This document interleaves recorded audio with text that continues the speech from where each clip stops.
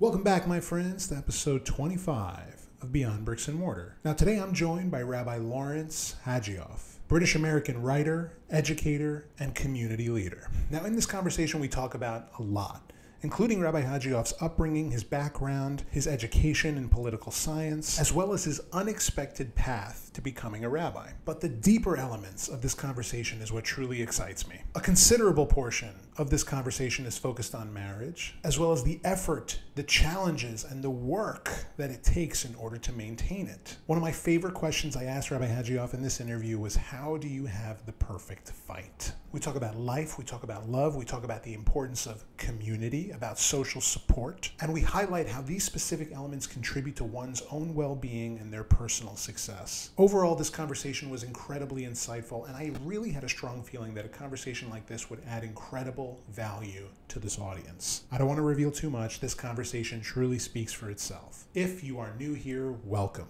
New episodes of Beyond Bricks and Mortar are every single Wednesday on YouTube, Spotify, Apple Podcasts, everywhere you get your podcasts. So be sure to hit that like and subscribe and stay tuned. We still have 26 more episodes to go this year. Man, it's hot outside. I'm sweating. Without further ado, here he is, Rabbi Lawrence Hajioff. Well, thank you so much for being here and for doing this. I feel like we've only developed a nice relationship recently. I feel like we've kind of known each other for a while, but we've gotten into some bigger and better conversations recently. And I feel like I've been itching to pick your brain for a little while. Have we started, by the way? Yeah, we start. We're always rolling. Oh, I didn't we're know always that. rolling. Oh, lucky you told me. But yeah, the whole thing, we document all of it. Good stuff. There's always something good to be grabbed somewhere, right? Yeah, I think so too. I feel like when I first created this podcast, I really didn't want to make like an efficiently edited podcast. I don't really like those. I like hearing a full conversation. I like hearing the perspective in its rawest form. A long form conversation. I gotcha. Yeah, get to know the person a little bit. Yeah. Well, you are originally from London. What gave it away, Ariel? It was actually the very first line of the bio. So it's question number one. But you also, this is the second line of the bio, you graduated with honors in political science at the University of Manchester. Can you walk me through a little bit about how your journey led you to where you are today as a rabbi and a community leader? Well, I did not always intend to be a rabbi. I figured. And had you asked my friends, they would have said I'm the last person on the list, Ariel, to be a rabbi. Really? Oh, yeah. Why? I mean, Judaism was always very important to me, and my culture and my religion, but I was never really particularly a religious person per se. Spiritual, I guess, in some sense. I used to do some mitzvah, but it was never really my raison d'etre, should we say. Is that like what's the meaning of that? Your purpose in life? It wasn't my purpose in life. It wasn't really what I was about. It wasn't my essence, in terms of what I wanted. I mean, it was. I didn't realize that at the time. I was just a regular yeshiva kid, having a good time, doing my stuff, trying to, miss as many classes as possible. So it's not much different in London than it is. No. I would have done exactly the same here, but had a lot more fun, I think. So Baruch Hashem, I grew up in London. And very sociable. Again, I was a very big Zionist. I was part of a movement called Bnei Akiva. So I went to a yeshiva. And in those days, I don't have a lot to tell you, but in those days, we've got time. The Sephardic world wasn't as it is today. If you were Sephardic, you were a second-class citizen. Whether it was said or there was an underlying, the Ashkenazim ruled the yeshiva world, especially in London. Probably throughout a lot of the Western world, actually. I feel like I could feel that. I grew up with an Ashkenaz education. My mother's Ashkenaz, so we're half and half. But I grew up. So you're half Sephardi, half Ashkenazi. Yeah, you're Ashkenazi as well. Yeah, that's exactly right. But yeah, my entire upbringing was under, for the most part, an Ashkenazi education. So I mean, they pretty much controlled the yeshiva world. They are the ones who really came and really built it up to give them credit, Yeah, for sure. So, and it's actually nice because now that I've taken the last several years of my life to really focus on my Sephardic heritage and the Sephardic of everything, it's like I feel like I'm a little bit fluent in both cultures. So I think it's a good thing, It adds to your personality, your color, and everything. I actually married an Ashkenazi woman. Oh, okay, well, great. She's not anymore. Now she's Sephardic. Now she's married to me. That's right. I mean, a very Ashkenazi woman, yeah. Yeah. Just like Rabbi Farhi, he's also. Yeah. Actually, his mother, I think he's also half Sephardic. Yeah. Is he? That's right as well, yeah. He's also fluent in both cultures. I've seen him give speeches and he completely changes the way he speaks in that crowd. Right. I'm able to do the same thing. I like that. You know, I sometimes have to catch myself.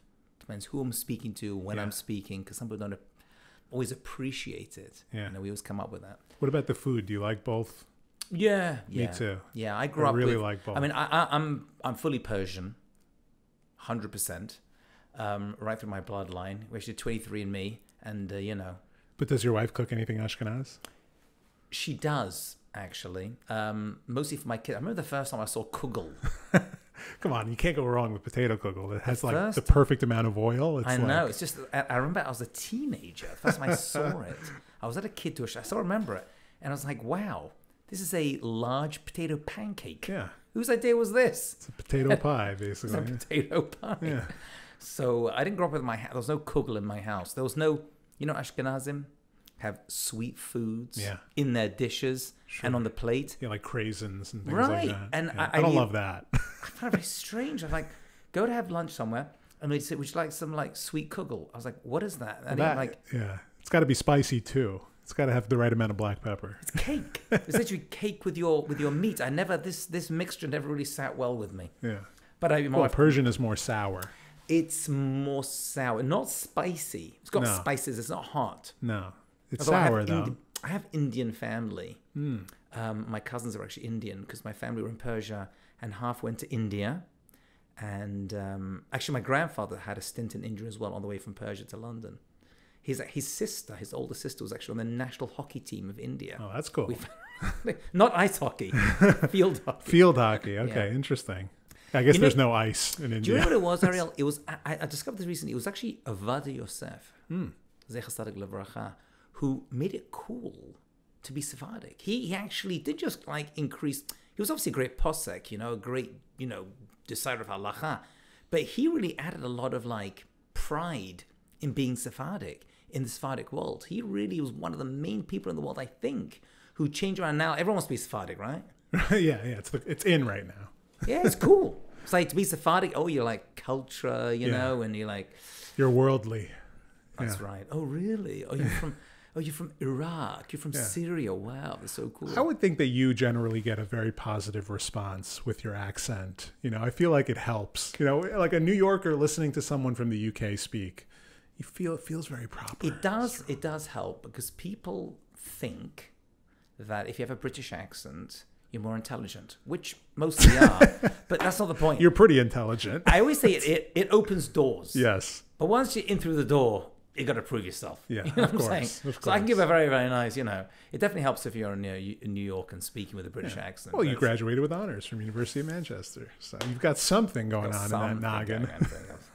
I wasn't such a great student, unfortunately. In Torah, I enjoyed a lot more, but I wasn't such a great student, unfortunately. Me neither. I hated school, and I think that school fails a lot of us. It's first of all, the education system is very outdated in a lot of ways. I'm not referring to the Jewish education system, just the general education. Well, I think the Jewish education system, which we can do, also needs to be updated for a lot of people. I mean, I'm saying that. I think that's a fair thing to say, but I think that overall, education fails a lot of people, especially creative people. Yeah. Like for me, I hated school, and it was really difficult for me to get through school. And it's almost like I carry this resentment because I appreciate very much where I've ended up in life, and I feel like that school wasn't really a contributor to that for me. Yeah, I feel the same way. I did not do well. I wasn't these kids. I used to be very jealous of the kids who would do really well when we were like 12, 13 years old. I only took my studies seriously when I was in what's your equivalent of 11th grade. You start what's called A-levels, and then you get to choose 3 subjects in England, any 3 subjects you want, and you really dive deep into those 3 subjects. What were yours? So mine, which I chose, so there's no like SATs, like in England, you literally just do, and you get qualified to university based upon those and those only. Just those 3 principles. That's it. Wow. Those 3 subjects. That I love. That's when I really started. I actually preferred that to my college degree.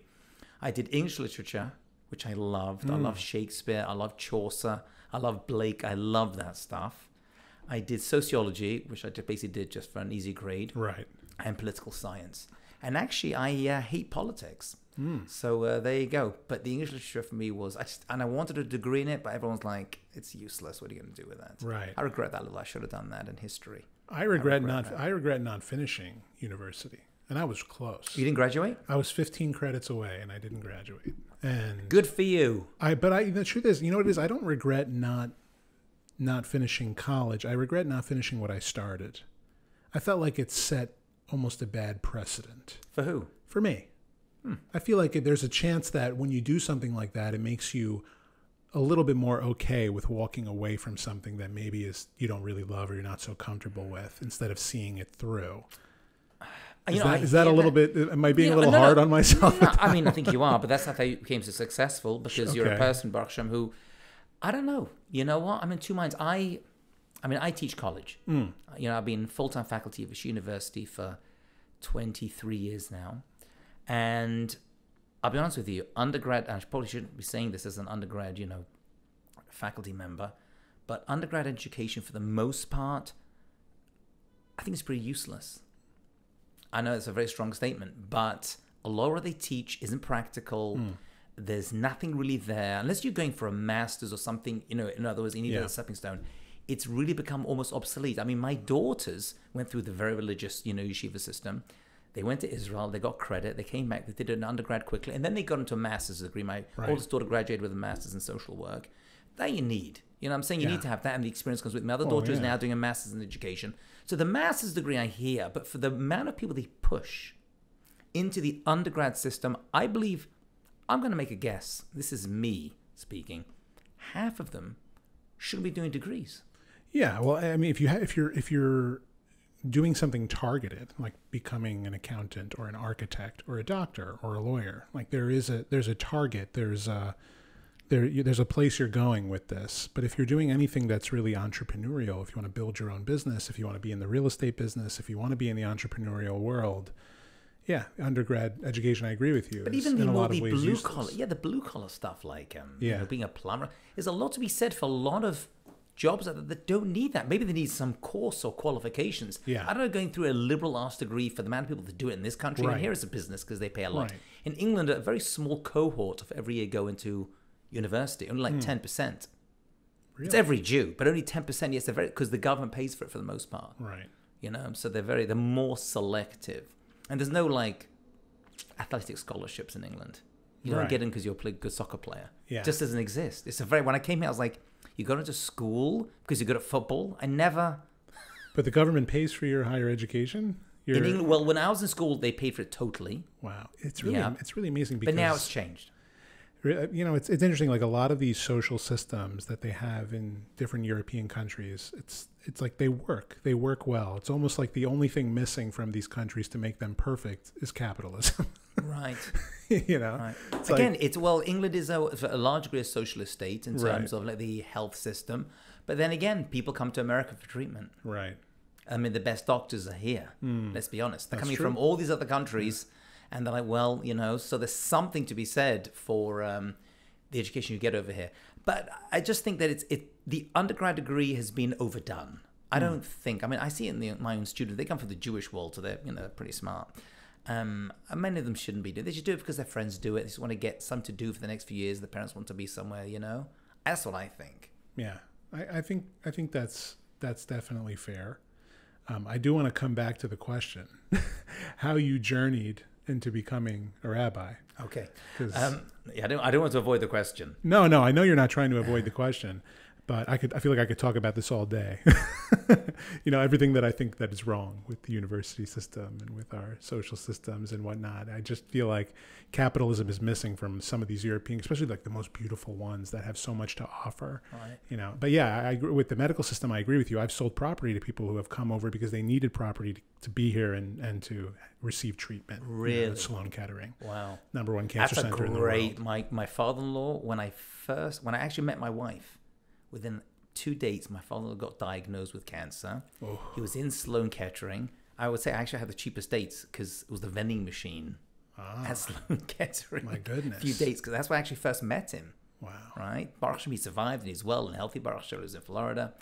But there were people who turned up from abroad with suitcases full of cash. That's where you first met? No. I met her. She was working at PwC. Your father-in-law, I'm saying. Yeah. That's where you first met him? First met him.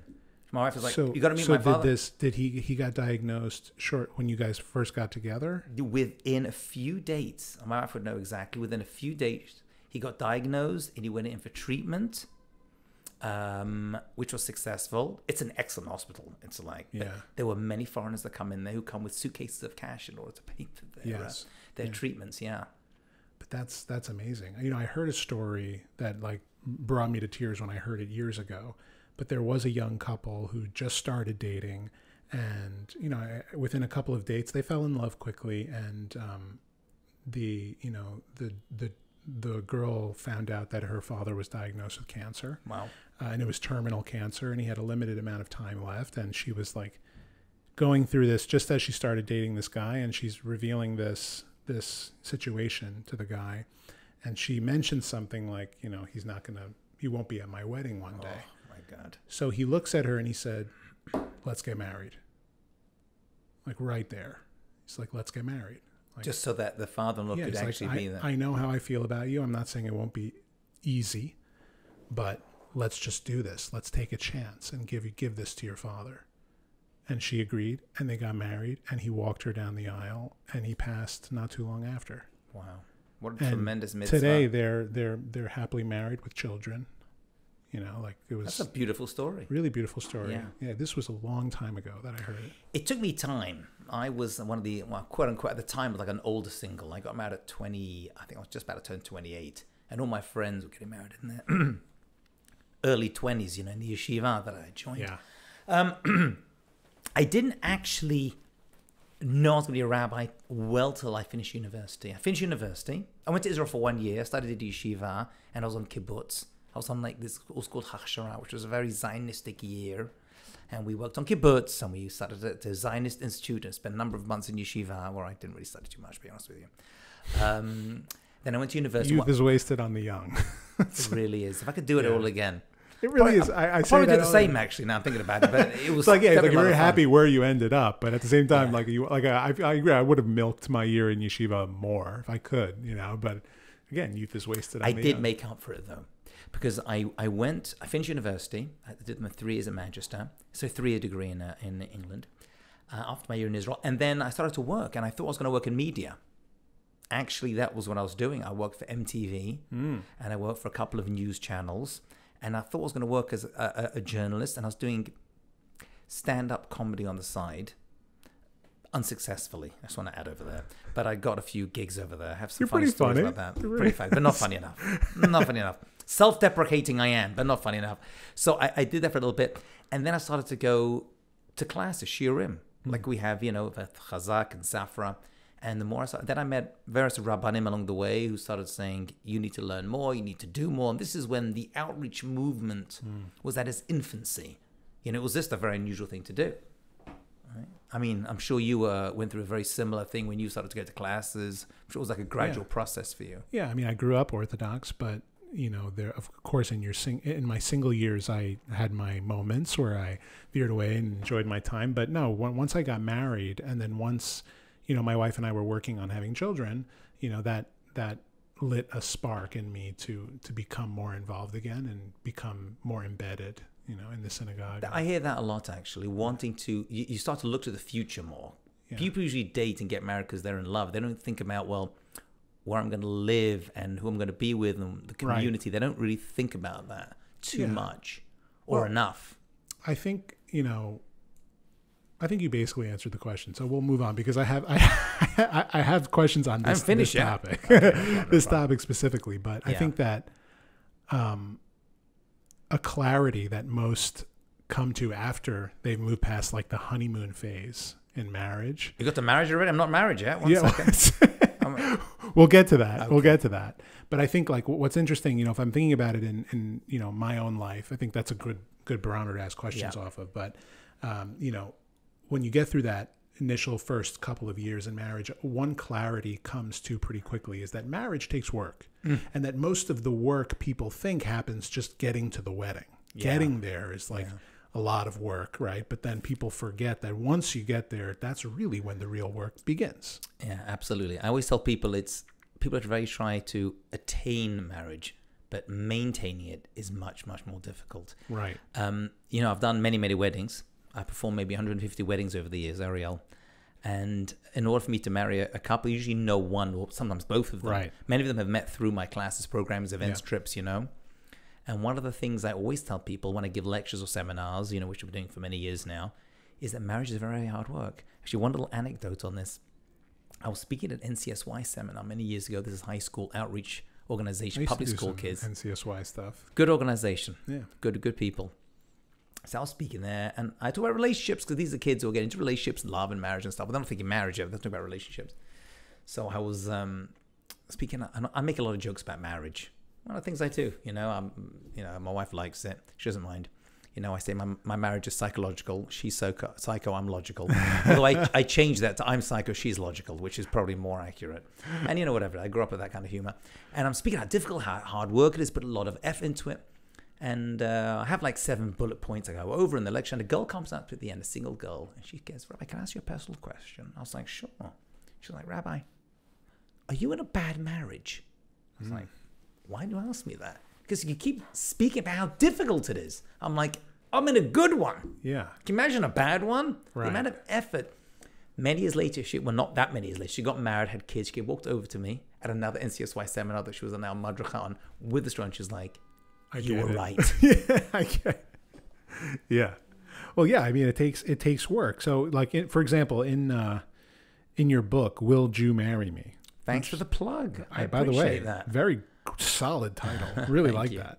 But you address the topic of what to expect from your first year of marriage. So my question to you is, in the position I'm in currently, what should one expect after they've made it through the wonder years, after things settle in? Okay, first of all, we talk about Shana Rishonah and Judaism, the first year of marriage. And there's halakhic principles that go with the first year of marriage in terms of what people do, where they go, what they do. The first year of marriage today, Ariel, I remember hearing from my Rabbanim many years ago, doesn't last for 1 year, it lasts for 5 years. I am going to double down on that and say that no marriage is successful and no marriage is secure until you reach the 10-year mark. 10 years today is 1 year of marriage in antiquity. What is the significance of that decade mark? Why 10 years? It's a little arbitrary, to be honest with you, but from my anecdotal experience of seeing people together, they haven't managed to solidify their marriage and figure things out until they've reached almost a decade. Some people, it can be more, by the way, but they just don't know how to build a marriage. They don't know how to communicate. They don't know how to deal with issues and situations to come up with. They just haven't matured, and it takes much, much longer. It's a symptom of society in general. Everyone knows that. We know what's happening in the world in general. With divorce rates, what they are. That's also part of this whole thing. It just takes people much longer to kind of mature and figure out who they are. And it's not so much an age thing. I've seen people in their, early 20s who have very successful marriages, already early on. And I see people who are in their 30s who still haven't figured it out, and they're still struggling. And whether single or married, age has become almost irrelevant to it. People haven't grown wise with age, unfortunately. So there's a lot of work to be done, and that takes a lot of humility, a lot of effort, seeking outside advice and help, which needs to start early on. How does one have a really good fight properly? Oh, wow. You've been reading my book. Did you read my book? Did you look through it? Yeah, I mentioned it. Not at liberty to say. You don't have to say. Well, that's part of it. People don't know how to fight. They think once they're fighting into an argument, which everyone does, we have this romantic notion that as soon as you're in love with someone, you're never going to fight to really argue, which is obviously nonsense. How do you have a good fight? Well, it's not a free-for-all. People think once you're fighting, you can say whatever you want to say and do whatever you want to do. Jugular. Go for the jugular, and we're fighting. Might as well go for it and tell you everything you've ever done and come up with every past event. Yeah. Well, I have a lot to say on this. I have like a 15-point, things never to do in a fight. But one of the main ones is that never mention the D word. Divorce. This doesn't come up. Yeah, no, that should never comes up. Yeah. I'm angry. I hate you. Drive me crazy. Why do you have to say that? How dare you do that? We've been through it many, many times. But it never comes up. We're going to get through this. Yeah. You know, you may not have to say those words exactly in the middle of a fight because, you know, you'll get, you know, a saucepan on the head. By the way, my wife is not violent with me, in case you're wondering. I'm just...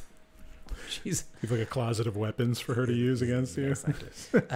She's an incredible woman, by the way. Yeah. She's a tough cookie. She's very smart. Tough and very cookie is a honest. good thing. Yeah. For a marriage, it's good. I'm the soft guy in the family, and I'm saying my kids come to me when they I'm want also stuff done. I'm a little soft. My wife is can be more assertive in certain things. You know, where What do you I'm have? How many uncomfortable. kids do you have? Laura? Two. 2 kids. What have you Two got? little ones. Two girls. 2 and 1.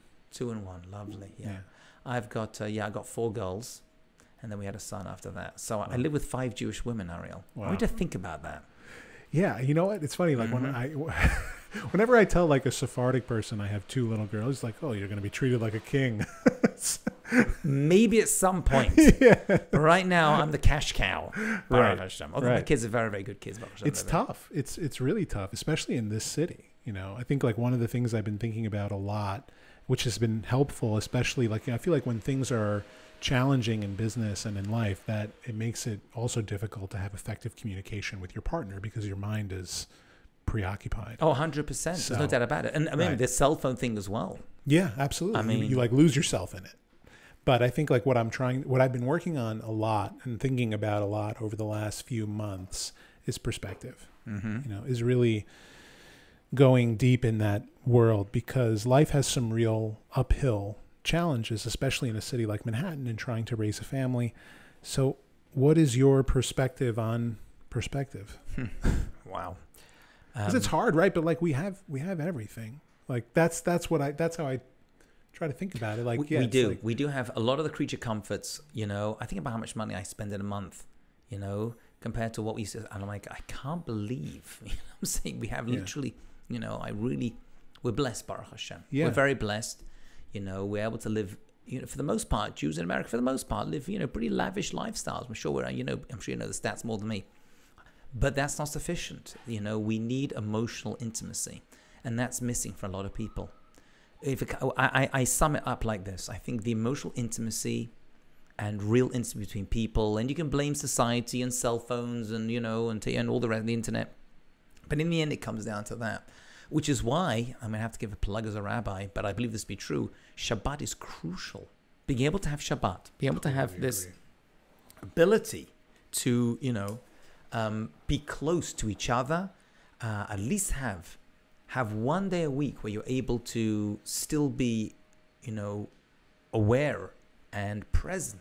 It's so important. I don't even know how people live without that now. I'm doing it so many years now. It's just that little bit of time you're able to build a bit of an intimate relationship with your family. In that sense, it's so important. Yeah, you disconnect. Yeah, you focus only on each other. But yeah, I think like overall life is it's an uphill battle, especially like as your family grows and your business grows with it, your expenses grow. Your expenses are keeping up with your business. Oh yeah. And yeah, it's really challenging, but I find that lately the best way for me to avoid thinking about that or letting that slow me down, because that, it's a scary thought that has a tendency to slow someone down. But I've just been remembering that, thank God we have everything. We live in New York City, great job, and doing what I love every single day, and have a beautiful family and a community. The community is so important. I realize that really differentiates. And people don't say, "Where's the secret to Jewish success?" And it's not property, and it's not brain. It's actually community. If you have a community behind you, then you can really achieve anything. That's why we mentioned university at the beginning. But one of the advantages to going to the university that I teach at, Yeshiva University, especially Cy Sims, the business school, but really any part of it, is the networking. It's so important. Having that there, having people you can turn to who help each other, it's crucial. Community, I think, is the number one. That's the big differentiator between the Jewish people, wherever they are in the entire world. I was just in Colombia, there's a Jewish community, and I'm saying it's unbelievable. Yeah. No, I'm very grateful for the community as well, and to have the synagogue. The synagogue feels like home for me, being there every morning. I've seen you there. You look very at home. You're very chill there, Ariel, having a good time. By the way, the best coffee is at the shul. It's It's a thing. And there's a guy on TikTok I've been watching, this Hasidic guy who's like every morning posting these hilarious videos of him just saying good morning. And like he signs off almost every video saying, the best coffee is at the shul.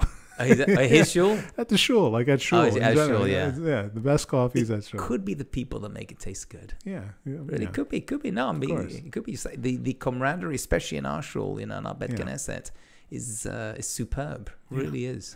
So how do you keep perspective going through these challenges, especially when you're married, or even honestly in any context? As life goes on, it gets harder. And listen, we're supposed to do the work. We know that. We learn that every day. We're supposed to work hard. It's not supposed to just come to us through prayer or anything else. We're supposed to go after it. But it really gets challenging at times. So how do we keep perspective? Well, I can only tell you about myself and what I suggest other people do. Well, there's a lot over here. You have to unpack that. But everyone needs an advisor. Everyone needs one person. We have a rabbi, happens to be a rabbi, but I've had other people I've used in the past who are not rabbis. One of my greatest advisors happens to be an insurance salesman. Not even a good one, but an insurance salesman. Right. Great guy. An advisor just for life? For life, yeah. Yeah, not for my insurance. I wouldn't trust him. But for life in general. Life in general, he has so much life experience. I hope he listens to this. He'd be okay with it. He's got very, very good self-esteem. He's an excellent guy. But when I first got married, I remember having a conversation with my wife, and we said, listen, we're going to come up with different conflicts along the way, and I want to make a decision. We should have a third party who we both agree right now will become our arbiter for the decision. Right? On the big stuff. Yeah. I'm not talking about, which type of toothpaste. So we actually chose someone. And anyone could do that at any time, by the way. But someone you both respect and trust. And we chose one rabbi who happens to live in my neighborhood, but they don't have to. That was back then. You couldn't really, FaceTime or something. We chose one person, this particular rabbi, and we've come to big decisions. For example, where to send our kids to school. Stuff with my daughter now. Two of my older daughters are dating, so stuff over there as well. And we go to him, and he gives us perspective. So that's one thing I do. Two are friends. You need good, honest friends. I have most people who I'm friendly to are acquaintances, but they're not my friends. So when I say friends, I always say in Hebrew the word friend is a chaver, which is chibur, a person who's connected to you in a very deep way. My real friends will tell me the truth. And it's painful sometimes, but I have a couple of friends who I go to when I need advice. They're like, no, you should not be doing that. That's unacceptable. You've sold out by doing that. And it's like awkward, and because you want constant validation and affirmation for everything you do. And these are real friends of mine. And they're people who I trust. And I'm like, tell me the truth. What am I doing over here? And they're like, you're being an idiot. So that's important. That adds a lot of perspective as well. And being married with kids give you perspective. Just their existence gives you a perspective on life. It's kids are great for your self-esteem, and they can also give you a real reality check. I'm sure I'm sure you've had times in your life, Ariel, where you've had an extremely successful streak. You've done something which maybe in your world has made you a lot of money or connections or contacts. For me, I've been lecturing somewhere, I get big audiences, I'm being paid the rate that I want to be paid, and I come home and everything is, and I just feel like on top of the world. And my wife is like, okay, can you take the garbage out? And there's a little bit of you that's like, 1 second. Can I just tell you about no, take the garbage out now. I'm like, yeah. And you want to say, do you know who I am? Do you know who I am? Do you know what I just achieved today? And it really adds perspective. You're like, you know what? I got to take the garbage out. I got to change that diaper. I got to, pay that bill or something, which actually my wife ends up paying all the bills.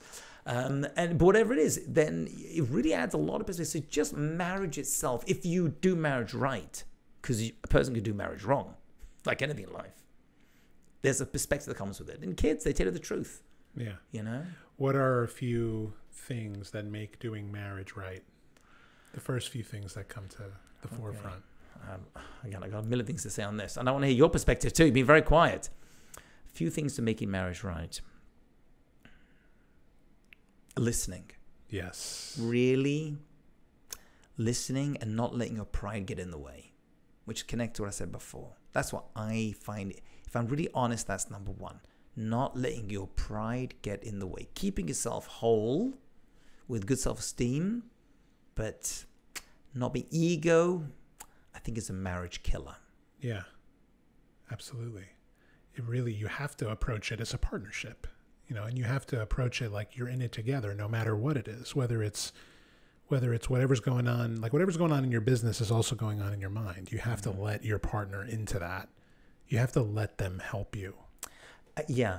However, I do want to add one little caveat, and I want to see if you agree with me on this.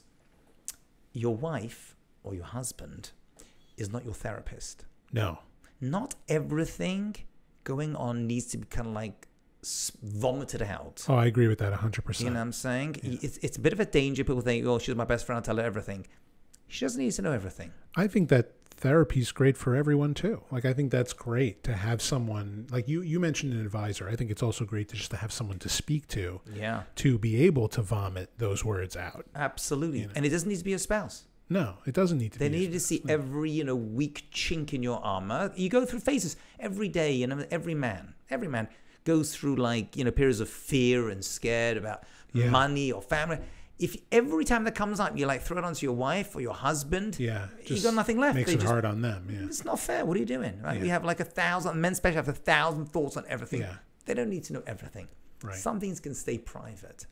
Yeah. I think it's, I think communication is so important. That's joining, listening, the point that you made. Communicating with your spouse is important, but also effective communicating on the heels of what you're talking about. Just, not being strategic exactly in what you're saying, but, being mindful of how to approach a tough conversation or what's going on inside your head. Yeah. Because you don't also want to instill fear in your partner if there is something. Why would you do that? I used to do it.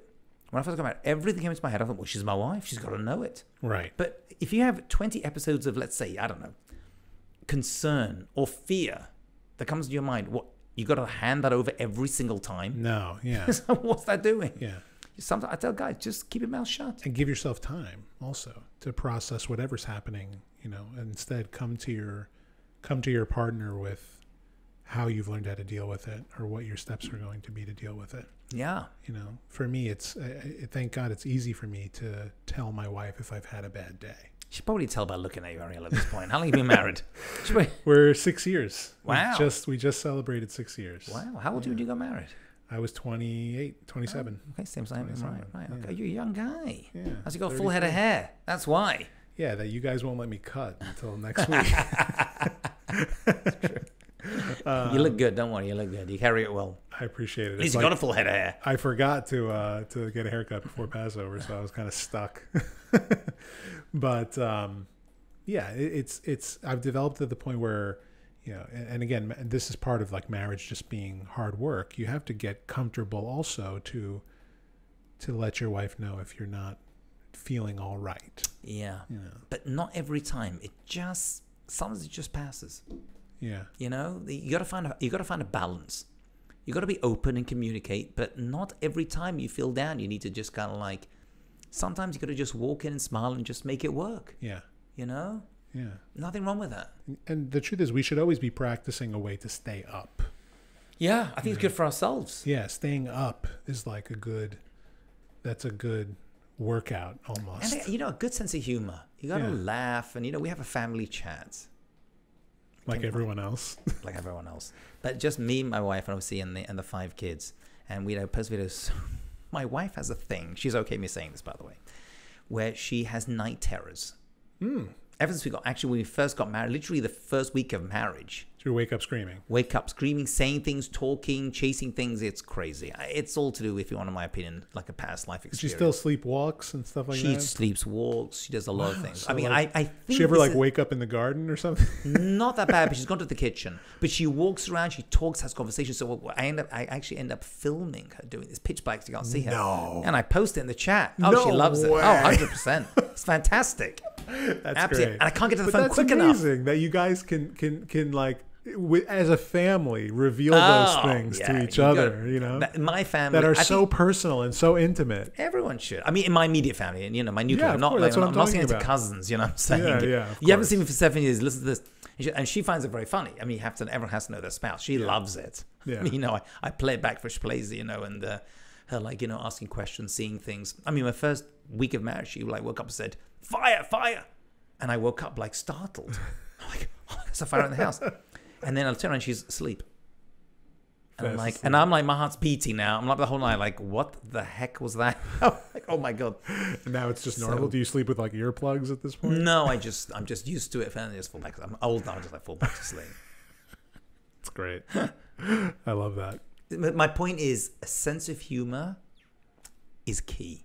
Yeah. To any good, successful marriage. You've got to be able to laugh at yourself. A lot of people just can't do it. They just don't have the wherewithal to do that. You know, I gave a quick anecdote. I'm sorry. I was at so I give a lot of, you know, speak, and I go to Sheva Brachot or weddings or something. I speak. Yeah.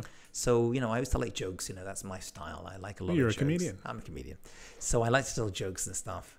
So there's one joke which I happen to love, which actually I stole from Don Rickles. You know Don Rickles, the comedian? Love Don Rickles. So there is an episode with Don Rickles, which I never saw, but I read about, where Don Rickles is speaking to a large room full of celebrities and people as he did. And middle of his set, the doors at the back open, and Marilyn Monroe walks in and starts to sashay her way through the hall. So obviously everyone's eyes turn to her, and he loses the audience. So he's got a problem. He's got to win back the audience. How do you compete with Marilyn Monroe walking in the middle of your set through an entire crowd? So he does the following. He points her and says, "I told you to wait in the truck." So great. Which is completely my sense of humor. So I was actually speaking at a show of Brachot, and my wife has a thing, she heckles while I speak, which I absolutely love. She heckles while I speak. I've spoken in big synagogue, and she'll like, so it's fantastic. It's like, honestly, it's amazing. Wow, that's great. We're good like that. So she's heckling while I speak. So I said to her, "I told you to wait in the truck," which obviously went down a roar. And then people approached my wife afterwards and says, "Why aren't you offended by your husband?" She's like, "Why am I offended? It's a joke." Yeah. What is offensive about that? She just didn't Don't be so sensitive. She couldn't understand it. How anyone could be offended. She's like, it's a joke. It's just, you know, she loves it, you know. Great sense you have of to know your humor. spouse. Yeah. But she's able to, you know, I have one child who's got a great sense of humor. The other four, you know, funny. But there's one who, when she gets going, I'm literally on the floor. I mean, she is. I love that. Incredible like that. So having a good sense of humor and laughing at yourself, especially in marriage, is so important. I love Don Rickles, by the way. He's hilarious. And there's one of my favorite stories I've ever heard was there was an episode. It was the Johnny Carson show. Frank Sinatra was on the show. It's a very famous interview. Yeah, it's so great. So Frank Sinatra is on the show, and all of a sudden they surprise him with Don Rickles. Don Rickles comes out, and they sit down, and Frank Sinatra tells a story. He goes, "The first time I met Don went like this. I was sitting in a restaurant, and I was with a few pretty girls, and Don walks into the restaurant. He walks in on a date, and, you know, the date gets up and goes to the bathroom. So Don walks up to my table, and he says, 'Hey, Frank, how you doing? I'm a really big fan. Listen, you know, I'm sitting here with this girl, and I'm trying to impress her. Do you think when you're done, maybe you could just walk by the table and say hello as if we know each other?' Frank's saying, you know, okay, fine. You know, I'm just wrapping up. I'm doing the espresso. That's fine. Okay, no problem." He sits back down. His date comes by. Frank gets up. He buttons his jacket. He walks over. He goes, "Nice to see you, Don. How are you?" And Don looks at him. He goes, "Can't you see I'm eating, Frank?" Very good. So great. Very good. Such a great story, especially to do something like that to Frank Sinatra, who at the time was like the king of the world. Yeah. So great. I like that. So yeah, have a good sense of humor. Crucial. Yes. All right. I do want to change gears a little bit. So we did university. Yeah. We did a little bit of education. We did having rabbis. We did marriage. What's left? That's it. Yeah. What's I got left in my life? Actually, there's one. Tennis and pickleball. I can speak about that. By the way, I love tennis and I love pickleball. I really, I play a lot. Probably too much. It's so actually. great. In the summertime, it's the best game. My father-in-law actually turned his driveway into a pickleball court. Every Jew in suburbia, my dear Van Ariel. But he painted the lines. Oh, he did? Yeah, that's did, impressive. Yeah. Oh, that's a whole different Madrid. He had a guy come in. Yeah, it was the whole thing. Good. That's good. But okay, so this is a question. So you were the official rabbi for Birthright Israel in Manhattan. I was, yeah. You visited the country more times than most. Yeah. You've exposed countless people to Israel and the truth about it as a country. You were also in Israel on October 7th. I was in Israel on October 7th. By coincidence, well, we don't believe in coincidence. Pretty much. By yeah. And you stayed in Israel for some time thereafter. Because I couldn't get out. Yeah, you couldn't get out. Yeah. So, I didn't want to leave. Yeah, I really did not want to leave. I knew I had to get back because I have, my kids have school and I was teaching and I was missing classes and I was FaceTiming. But I found it very, very difficult. Just to be clear, the October 7th thing was obviously at the end of Sukkot. I'd not been to Israel, Ariel, for Sukkot in 30 years. Wow. And both my older daughters had been in Israel for the year, and we did not spend Sukkot together because we have a big sukkah, and then I bought an even bigger sukkah, and we have a lot of guests, and it's the place to be. This year, I said to my wife on Rosh Hashanah, I want to be in Israel for Sukkot. She was like, we've never been to Israel for Sukkot. We're away for Pesach, a lot of holidays. I'm away for a lot of Shabbatot. She's like, we're staying. I said, Anita, we're going to Israel for Sukkot. I need to be there. I don't know why. I must be in Israel for Sukkot. And we didn't have an argument. She's like, okay, it's going to be expensive, backwards and forwards. How are we going to do it? So I became a rabbi of a program, got a better deal. You know what I'm saying? I finagled. I'm still Jewish. But I said I have to be there. And my third daughter happens to be in Israel studying. She was in Israel at the time and still is there actually for another few weeks. And I had to be there. And then this whole thing happened right at the end. I mean, until that moment, it was an incredible time. I was at the Kotel for Birchat Kohanim, which is I'd not done in many, many years because usually I'm not in Israel for Pesach and not there for Sukkot. So it really was, it's just like thousands of people, with the blessing. And I've seen it online, I've posted the videos, but being there it's a life-changing experience. Add to that what we went through on October 7th. And I must say that I was working on a program at a hotel. Where was it? So I was staying in a hotel called Yirmiyahu 33, I think, which is right next to the Tachla Merkazit. Okay. Right? In Yerushalayim. Right next to it. The bus station. Yeah. Happens to be. That's where all the soldiers are being shipped from. It's literally opposite United Hatzalah, my hotel. It's a new hotel. Very nice hotel. So we were right there when thousands of soldiers were coming in. And there's no other hotels nearby, pretty much, being shipped off to, at that point, we didn't even know where.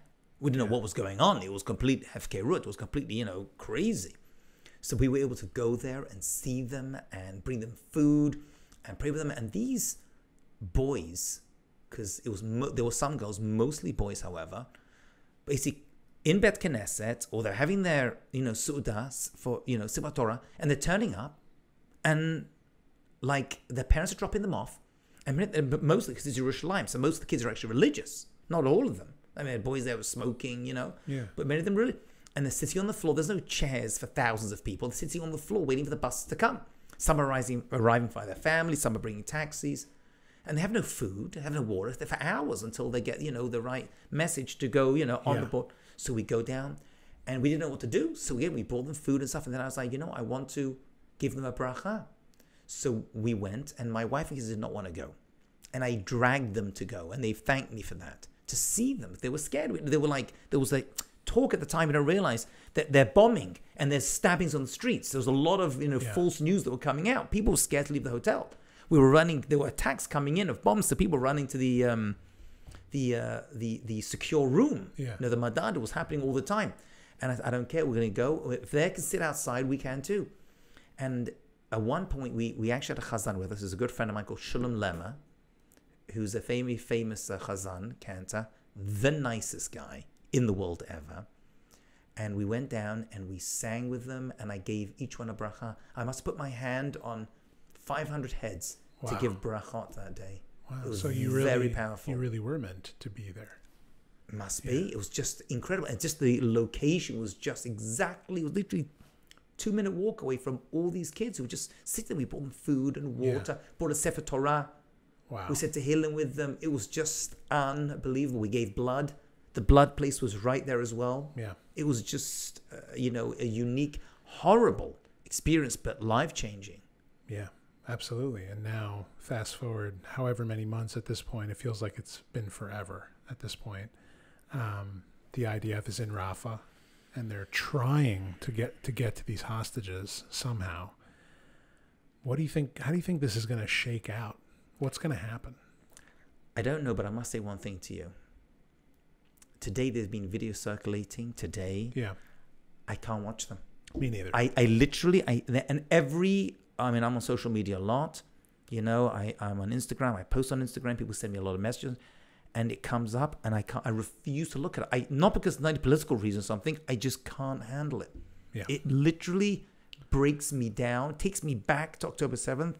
I'm not going to give them the Satisfaction. well said Yeah. of me, you know, They seeing want that. this. They want to instill fear in everybody. I know why the Which Israeli is like why the world is so stupid right now. Oh, that's a whole different. I want to get into That's another that as well. podcast. No, we're going to talk about that as well, Ariel. Yeah. But I'm just telling you, I tell people they don't need to see it. Let other people see it. Let the world. I mean, the Israeli government released it for a reason, to show that we're in this for a reason. These people are, I don't want to say animals, because animals are not so cruel to each other. Right. These people act disgustingly. They're not cruel with intent, animals. Like an animal's not cruel, and a lion's not cruel because it rips a gazelle to shreds. That's like almost the hardest part about like watching a video like that. It's like they're just hungry. Yeah. That's all it is. Yeah. So I don't validate it. I can't watch it. It upsets me. I start crying. Also, I have daughters, so I'm. Yeah. You know, it's horrifying. very, very hard for me. I immediately project. So I don't look at it. But I guess it's important they put it out there, let the world know. And I don't think it has an effect on all people. I think it has an effect on many people. I think what we're seeing, well, first of all, the governments that came out today, you know, for a Palestine state, we'll leave those aside. These are governments. I think the people are smarter. I like to believe, but I hope, and I think most people inside these like countries, the people of Iran. they're actually, for the most part, I mean, I'm Iranian. Yeah. Actually, this guy Risi actually came from the, you know, same town that my family came from, where they were persecuted, actually, before the state of Israel existed. Just because everyone seems to think once the state of Israel existed, that's when anti-Semitism really kicked in. Complete drivel. Of course. What a bunch of, I don't want to say on your podcast. By the way, you're allowed to.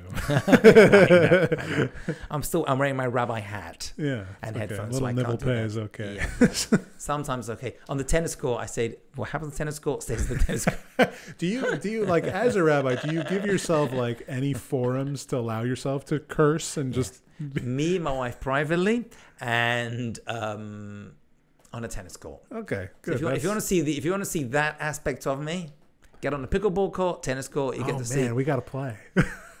I'll crush you. Oh, okay. We'll see. We'll see. I'm pretty good. You are? I am. I'm pretty good. Okay, I think game Yeah. on this summer. Pickleball and ping pong. Are the pickleball courts in? I'm sure they're in Manhattan. I mean, it's the fastest growing. I never play here. Where do you play in? In Jersey. In Jersey, right? I mean, it's the fastest growing sport in America, pickleball. It's so great. Yeah, you know, I tell you why.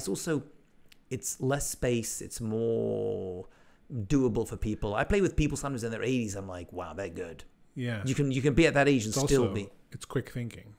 People at that age can still think quickly. Yeah, And I've pickleball actually in a small space, you got to make a quick you got to be decision. fair. You got to be like a ninja. Yeah. I actually say I read a study that says that racket sports in general are the best form of sport to push off dementia and Alzheimer's.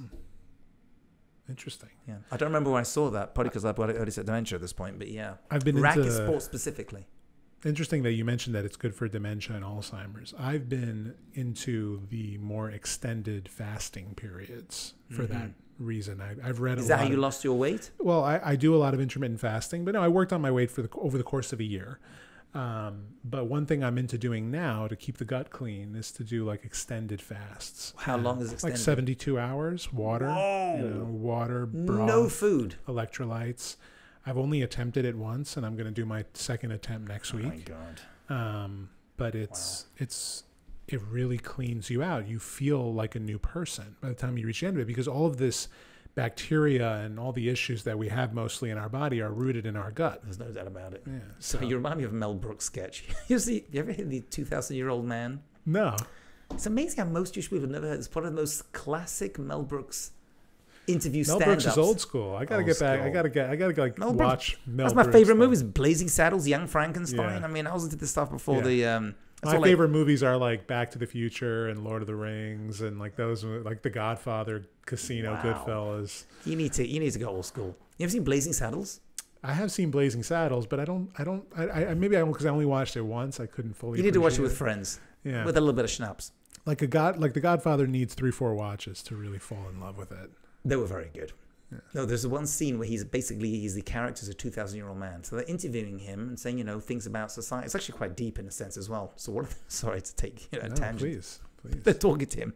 So they're like, tell me, so what do you eat? How do you survive? He goes, I eat nothing. Nothing. That's how I live so long. I eat nothing. Nothing. Do you have, do you have any fruit? It'll kill you, that stuff. It'll blow you up. Fish, too much mercury. Meat, iron. Don't touch that stuff either. What's left? Water. That's it. Water. Cool mountain water. He goes, that and a stuffed cabbage. He goes, really, I'm crazy? I'm going to live on water? Are you out of your mind? This is a beautiful piece. Yeah. Check that out. 2,000-year-old man. I'm going to check that out. It's a great interview. Okay, I will. It's audio, it's not video. But it's still good. It's still good. Well, yeah, I mean, Mel Brooks is a legend. Total legend. Yeah, I did the intermastering thing a little bit. I also lost a chunk of weight over the past few years, which I also did, Baruch Hashem, naturally. Exercise is important, but it's mostly eating. 80% is eating when it comes to staying healthy and I agree. and taking care of your body. Especially when you reach my age, my cholesterol was my doctor was about to put me on cholesterol medication about 4 years ago. That's how close I was to the. I'm telling you, like fasting gets rid of all these ailments. Yeah. It just does, because it's like so much of the bacteria, the junk in our bodies is coming from the gut, and the gut will not you can't get rid of that if you keep eating, if you keep feeding it. Right. So funny, when you do one of these things, you realize how much you don't need to eat a lot. It's very interesting. Yeah, most of us think about food when we're just bored. Yeah. But it's also like I like the mental challenge, I think. Like I'm doing it with the members of my team in my real estate business. Oh, really? It's like a group thing. Like 3 of us are going to do it at the same time. So you have a support group. Exactly. So I think that's like it's good team building exercise too. Yeah, all 3 of us. You have like checks and balances. That's very, very good. Yeah. So I think like I get into that idea. Just don't forget once in a while stuffed cabbage. I love a good stuffed cabbage. He doesn't. Yeah. Come on. Cabbage is great. Yeah. Meat inside is good. Stuff them together. Yeah. Hello. There you go. It's Gan Eden. I love that. How much weight did you lose? I lost 45 pounds. Wow. Yeah. Wow. So I had some help. I used the GLP-1 injections to get me started. Good. And I happen to believe that is that Ozempic? Same kind of thing. Not Ozempic in particular. Ozempic has changed. There's a guy in my synagogue who, Chabad rabbi actually, who worked for that company that produces it. He said to me that the entire economy in Denmark, I think it's a Danish company, like something like 10% or 20% of the income, the GDP comes from this one medication. Listen, I mean, it's been around a long time, but it was only ever given to people with type 2 diabetes. Only recently did they determine that you can pretty much give it to anyone. Wow. And it's a miracle drug. It really is. It's a good medicine. I think so. Not all medicines are good. I know people like that. And I asked my doctor before I started, I was like, what are the long-term implications potentially of taking something like this?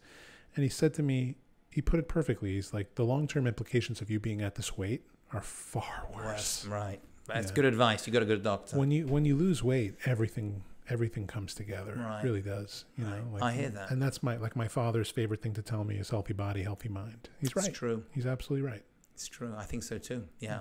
But exercise is important too. Some kind of physical activity. I work out a few times a week, and I put that at the 10 to 20% in terms of the general. Yeah.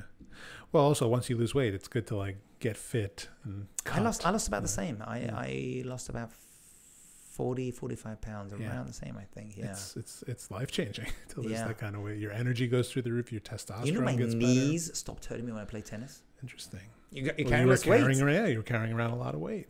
Imagine walking around constantly with 2 20-pound weights in your hands the entire time. I can also lift a lot more weight now than I could when I was heavier. What are you lifting?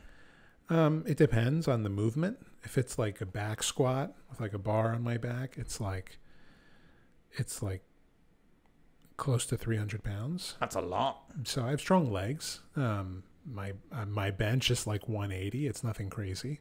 It's also a lot. More than I can lift. Yeah, I go to a great gym that's all strength training, and I really, really enjoy it. Really enjoy it. Awesome. I wish more rabbis.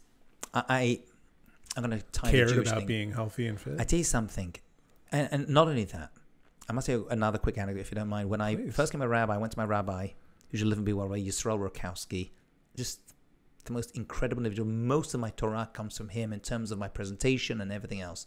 Really, I really surrounded myself with great, great rabbanim, and I chose them. He was one of them. He was a Rosh Yeshiva, and he gave me smicha together with 2 other rabbis because each one was scared of giving it alone. Too much responsibility dealing with idiots like us. So he was one of the people. And I went up to him and I said to him, give me some advice. I'm about to work in Jewish outreach, which he advised me to do, obviously. And the yeshiva was created for that purpose for the most part. And I was part of a small smicha program, rabbinical program. And I said, give me some good advice. What should I be, When I first meet people, he said, the best thing I could tell you is to always make sure your beard is trimmed and your suits and shirts are clean. That's what he said to me. Don't tell me to trim my hair. I don't have it. But he said, always make sure you present well. Yeah. And I thought someone was like, that's a good mentor. Very good. I thought he'd say, teach Torah. You got to teach, Shilchot Shabbat. Never said that to me. Yeah, no, that's a really good man. That was I very much relate to what the story you just told. Because I grew up, Ariel, and the rabbi. I'll be honest with you, it was post-Holocaust. A lot of these people were like, and they were disheveled and dandruff-ridden.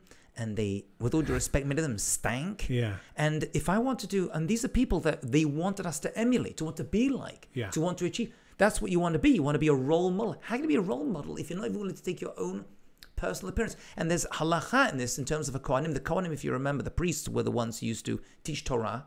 They're not allowed to have stains on their clothing. Yeah. Why not? Who cares? They're, worshipping God no.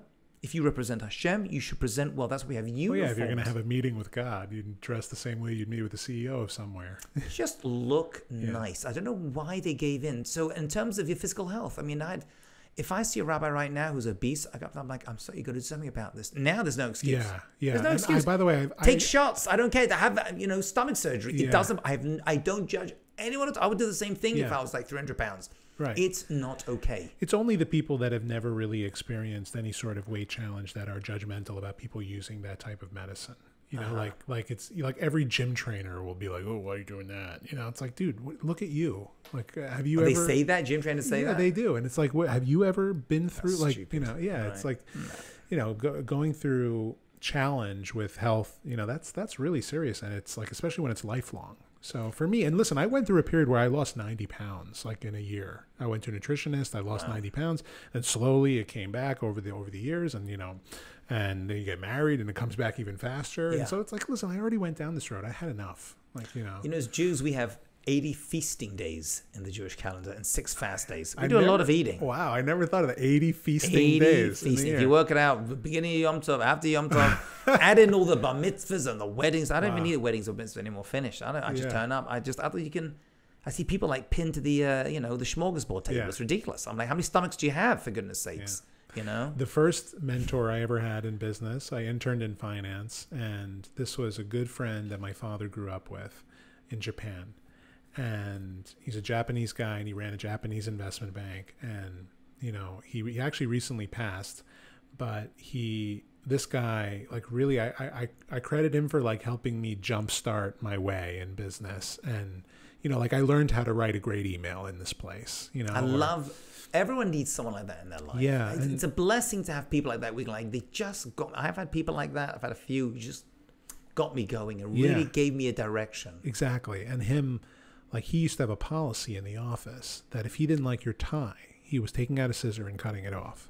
Boom, I love it. And if your hair wasn't cut, he would send you out to go get a haircut. If you weren't dressed well, he would send you home. Very annoying, very irritating, but what a lesson. And I remember that one time, I used to be sensitive about my weight when I was younger, but I was sitting in his office once, and he looked at me and he goes, "How old are you?"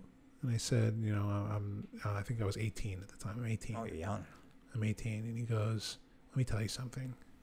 You're 18 years old and you're too effing fat," he says to me. Wow. Just straight up. Wow. But you could tell the way he was saying it. He wasn't trying to wasn't trying to hurt me. There's someone I'm very close to. He's actually very famous. His name is Dan Loeb. He's the people in the hedge fund know him. So we became friends many, many years ago. I used to learn with him. I learned with his son. I'm still very close to the family. And I'd reached a high point in my weight. I was going through a lot of stress in my life.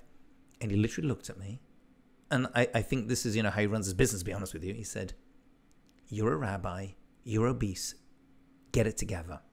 You need to lose. He just said to me, like, and at first, good friend. And there was a second when I thought, I was like, offended. I was like, he's actually helping me. Yeah. And that turned it around. That one statement. You need good friends like that. Yeah. Good friends in all their contexts too. Like I had a friend who behind my back went to my family to tell them that I was dating someone who was no good. Wow. And then when I found out that he did that, I was so angry. I called him and I was like, how dare you? How dare you speak about my relationship to my family? How dare you involve yourself? He listens to everything I said and he goes, you know what? Too bad. She's not good for you. Wow. It's like, too bad. If he's coming from the right place, that's the best thing and ever. he's my longest friend. And your wife's best friend too, actually, after, she yeah. So, and saved you for her. Yeah. So we have like that, that's like everyone needs those kinds of friends and those kinds of mentors and those kinds of leaders. Mentors is so important. You have to make for yourself a rabbi, and you have to buy friends. Kana means to buy. It doesn't just mean pay them, but sometimes you got to like do extra and you got to, schlep for them. These people are really what hold us together. I think that's the Jewish secret. That's the secret sauce. It's part of community, but good mentorship. I do have one more question for you. One more? I could be here all night. I know, so can I. Ariel, I don't have a social life. I could do the 3-hour Lex Friedman special, Joe Rogan special. Maybe we'll do a part 2. I have a question for you, though, later. Okay. Well, let's hear it. You want to go I may right turn into the tables on you. Let's hear it. You ask your question first. So here's my question. Yeah. The saying goes, I don't know exactly how it goes in Hebrew, but it's those who keep Shabbat become Shabbat. Kishmirat Shabbat. I don't know the rest of the quote. Okay. Can you define that, and what does that mean? Wow. Okay, so there's a statement in English which kind of like summarizes it to, more than we keep Shabbat, Shabbat has kept us. I don't know if it's actually a religious source that it comes from. I know people who may want to get upset by me saying that. By the way, you want a drink for this one? No, I'm okay. You sure? Yeah, I'm good. You still losing weight? Is that what's going on? No, nothing. Just I'm driving. I'm a little lightheaded. Oh, you're driving. Yeah. Okay, understood. Yeah. Well, it comes down to, Shabbat is more than just, another mitzvah.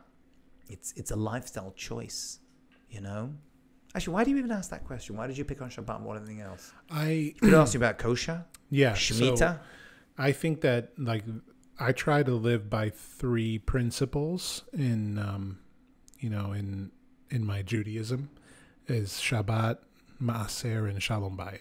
Those are like the 3 core ones for me. Of course, there's many others, but those are the things I really big. Those are the things I focus on. Those are my lanes. Yeah, my lanes. And I learn a lot about Shabbat. It's the topic I enjoy reading about the most and learning about, and like even the intricacies of the different halachot are really interesting. Were you there to this me. morning when I gave my halacha? I was there a couple of mornings ago when you talked about the diaper, and that I was like, I had no idea that you can't stick. You can't. That stick wasn't me. I think it was. No, I spoke about bishul. I'm talking a lot about recently when I speak at the upstairs minyan or downstairs minyan. I basically going through all the halachot of bishul cooking. I don't think I mentioned diapers. So maybe it was Rabbi Mizrahi, but it was Rabbi Mizrahi. But I think that Shabbat to me has, in recent years become visibly life-changing. I've always kept Shabbat, but now I feel like I understand Shabbat a little bit better. Shabbat is one of the few areas in Judaism, if not the only one, where it's impossible to keep Shabbat without learning the laws of it. Yeah. You can't. It's like you said this morning. Yeah, I did say it this morning. You can, do the mitzvah shofar without knowing the laws. You just sit down, listen, Keep sukkah.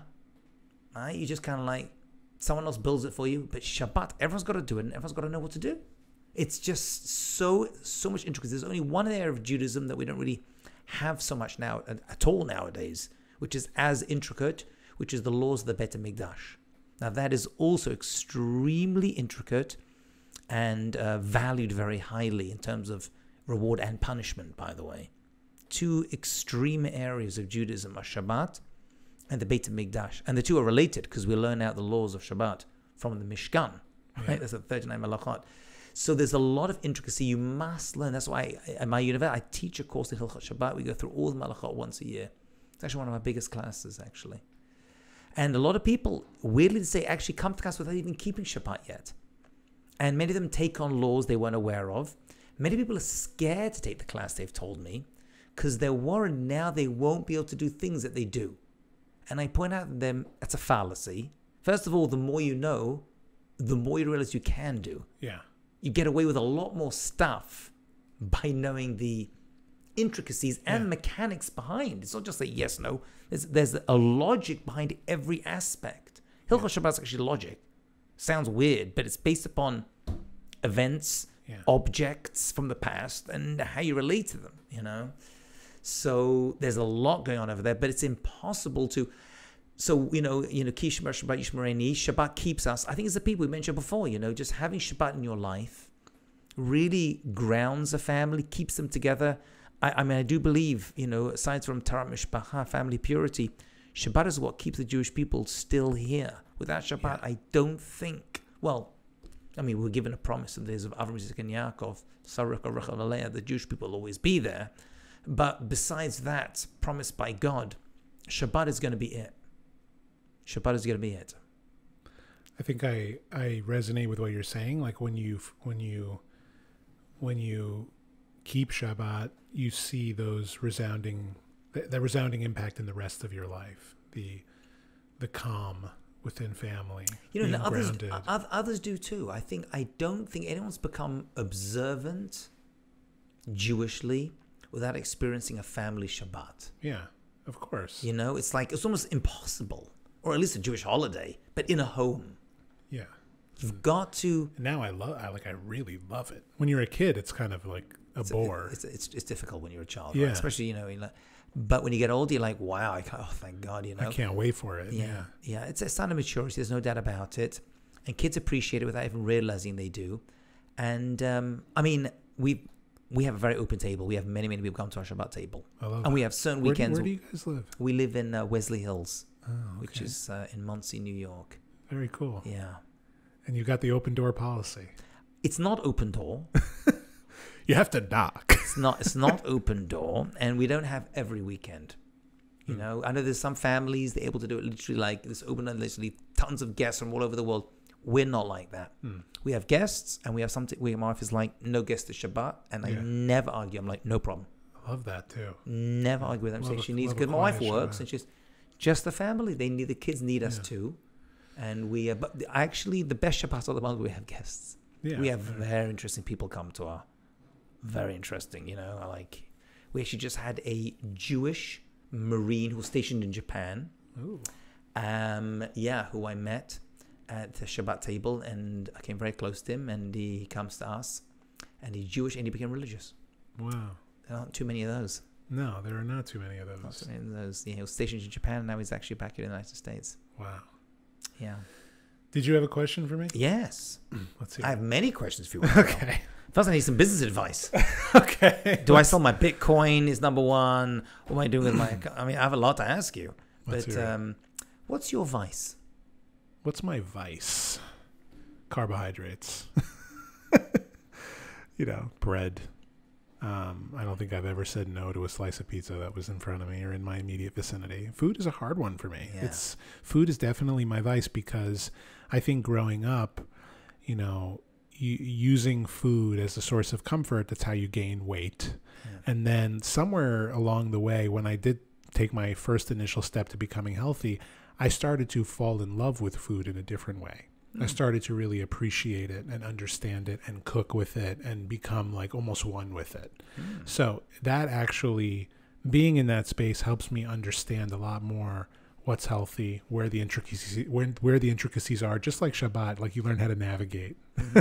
You learn how to navigate all of that, and you learn how to create balance.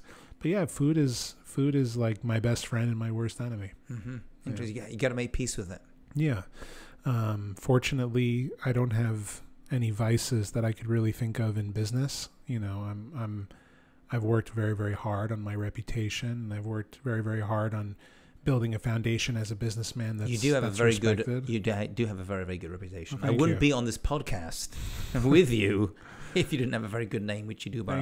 Thank you. I think like for me, it's rooted in just, I just care. I value connection deeply. Like, just I want people to know, because I don't know how much you speak about yourself, but whoever I say Ariel Sassoon, nicest guy. Oh, I Ariel appreciate Sassoon's that. a nice guy. Thanks for really, thanks for the that's Ariel how you know. Sassoon plug. That's a very no. I'm just telling you. Not everyone can. Sometimes you get one or two, but not about you. Oh, thank you. I appreciate that. But yeah, like I think, the thing that I love the most about my work is it's not the real estate as much as it's the hospitality. It's the taking care of people. Like buying homes is very different. Like the buying and selling homes business is very different than the real estate business. The homes business is emotional. Mm-hmm. So you're touching the heart at all times. And that's what you do? I don't know. Yeah. I sell homes. Oh, residential? Yes. So then you're building families, whatever. It's a little less cutthroat than dealing with...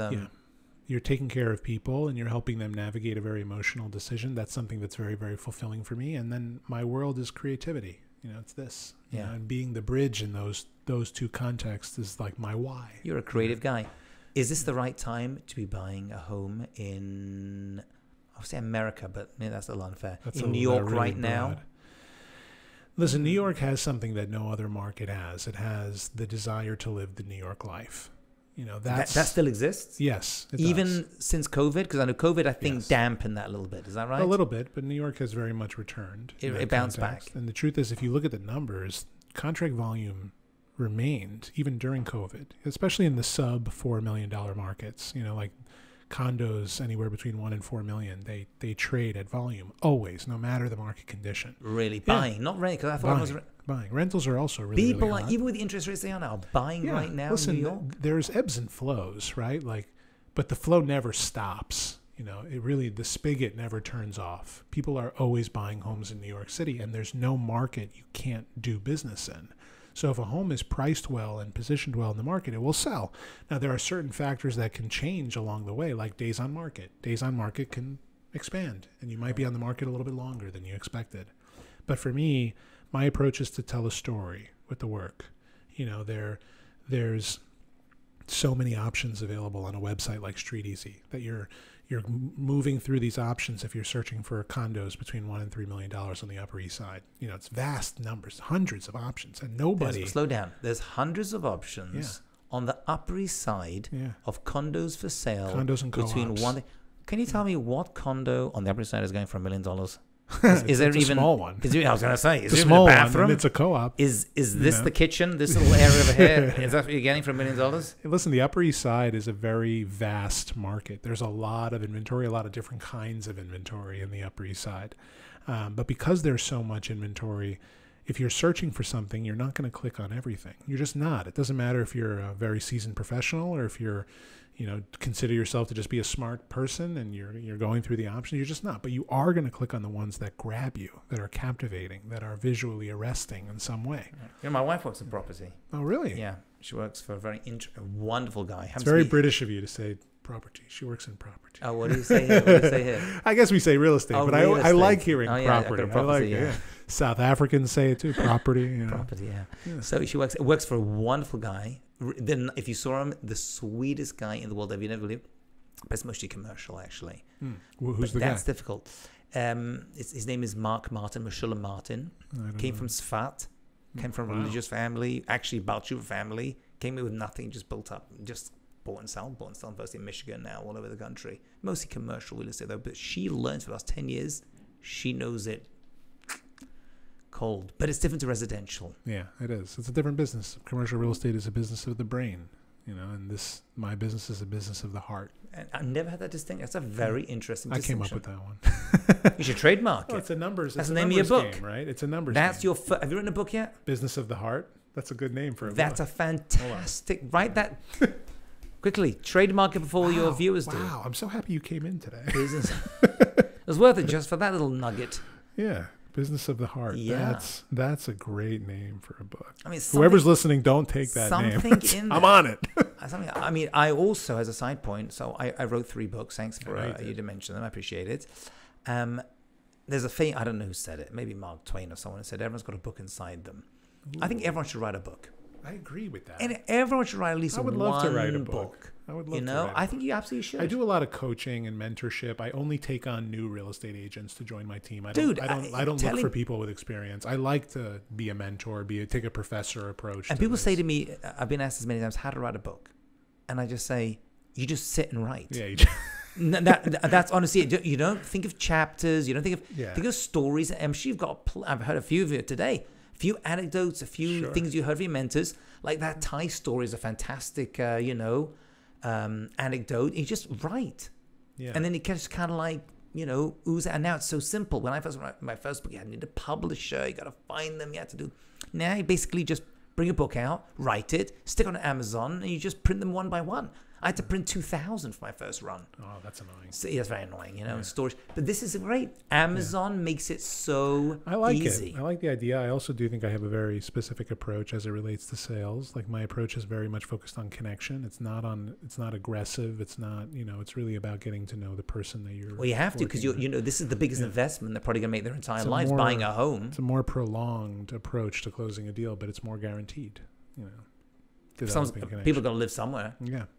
It's good enough if you book too. People got to live somewhere. Yeah, I feel like that one's probably taken, but business of the heart. One other thing, can I just? Sure. I'm sorry. You have an inkwell, a Mont Yeah. Blanc inkwell.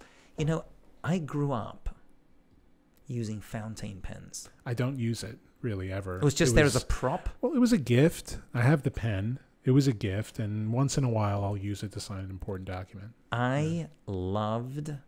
It's going to sound weird. Fountain pens as a kid. That was one of the pens we used to use. So much so that I actually was in an airport in. I don't know where I was. I think it was in the Czech Republic, wherever I was. And I saw that, and I bought a fountain pen, and I love it.